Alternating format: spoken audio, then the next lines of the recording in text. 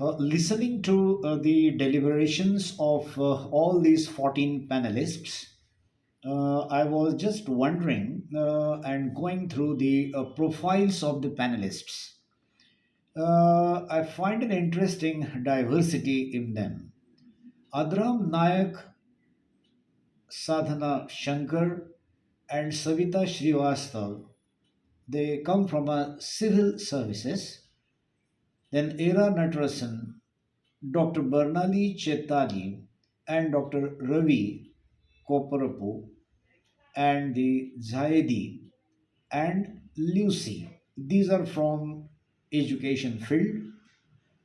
Madhu Chitrao is a doctor by profession.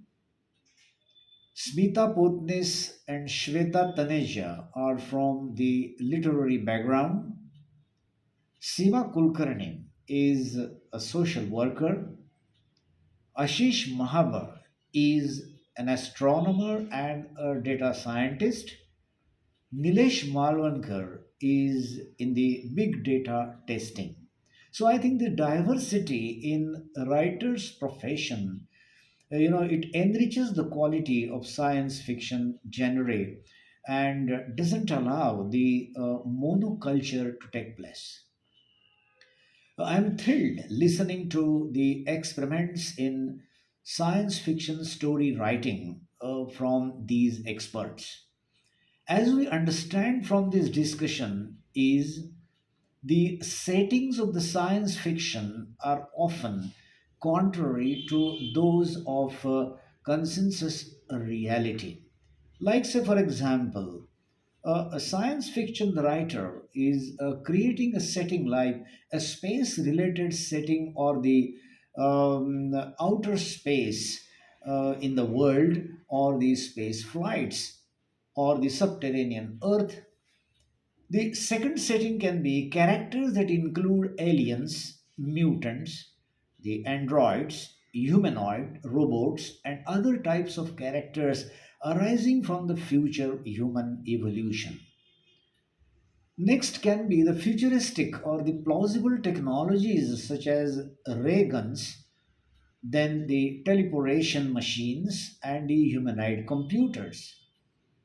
Then it can be scientific principles that are now new and that contradict the accepted physical laws. For example, time travel. For example, wormhole. For example, the faster than the light travel uh, or communication. Then the another setting can be new and different political and social systems. That is utopian system, dystopian system, post scarcity system, or the post apocalyptic system. So the next can be the paranormal abilities such as para abnormal, such as mind control, telepathy, etc. So, other universes or the dimensions and the travels between them also can be the different settings. So, all these are the different settings in which the science fiction writer is trying to put his story, and all these germ and its ideas and all that. Experiments with writing a science fiction story in fact goes parallel to the process of metamorphosis that the butterfly undergoes. It goes through four stages like egg, a larva, the cocoon, and the butterfly. The egg represents the germ of the story. It is a fundamental aspect of the story. It is the backbone of the story. The writer must not, deviate far off from this germ. The larvae, second stage, it represents the body of the story. That is basic structure of the story, wherein the characterization, plot, and the situation is defined. Then it comes to cocoon stage, which represents the assemblages of the characters interwoven in a perfect fitting, which represents reading the story in a dramatic style and make the friends to listen to it. That is how writer shapes and dreams the story. And now is the time for a butterfly to take off the first flight. The butterflies, having strength in their wings, are as good as the best seller science fiction genre and award winning books and novels. So there are butterflies which even can't fly. Okay, okay, do not get nervous. Practice will make you fly too. So every panelist has his unique strength that I could find. Because of time constraint, I shall mention a few so that we'll know what are the takeaways from this discussion. One of the narrations of the one is the narration of the story. So apart from writing skills, we need narration skills too. Smita Podnis from Mumbai is managing her YouTube channel called Marathi Science Fiction Story Hub, where the science fiction stories are narrated. It is always good and effective to listen to the stories than to read it.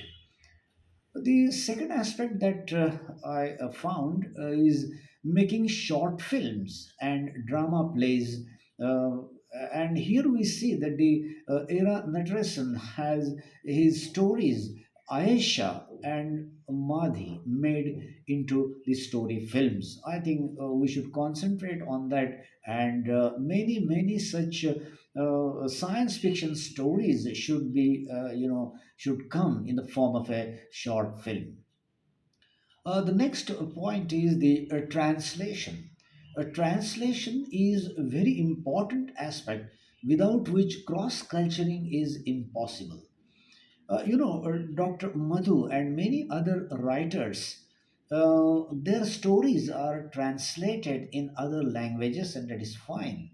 I shall suggest the organizers to really create a facility of translation on a wide scale, rather stronger than what we have at present. We rarely come across the SF writing for kids, and Shweta Taneja is taking efforts in this direction. These are a few things which I could note from this deliberation. So thank you very much for responding to these deliberations. And with this, I conclude. Thank you. Thank you very much.